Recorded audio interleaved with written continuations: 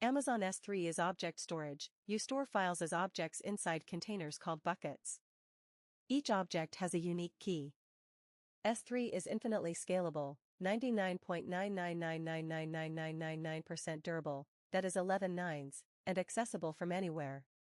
It is the most used AWS storage service and guaranteed to appear on the CLF-C02 exam. S3 has no real folder hierarchy. What looks like folders are key prefixes. A bucket name must be globally unique across all AWS accounts worldwide. Objects can be up to 5 terabytes each. For files over 100 megabytes, use multi-part upload. Every object has a URL, and public objects are accessible directly from any browser.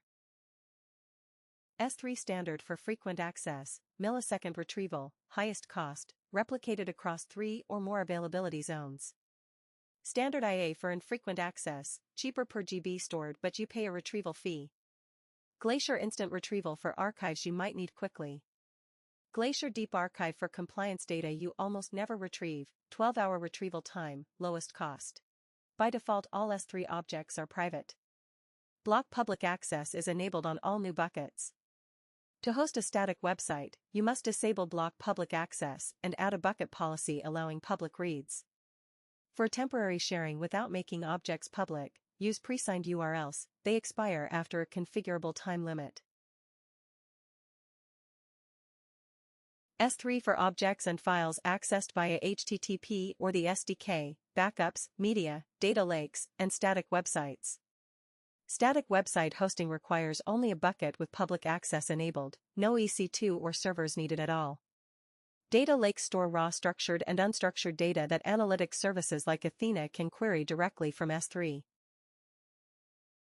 S3 for object storage accessed via URL or API.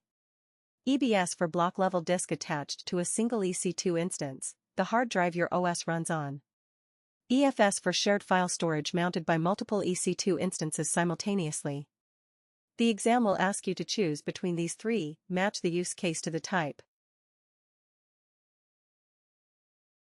S3 exam summary, 11 nines durability via multi-easy replication, globally unique bucket names, all objects private by default, Glacier for archives not active use, and the 3 storage types, S3 object, EBS block per instance, EFS shared file across instances.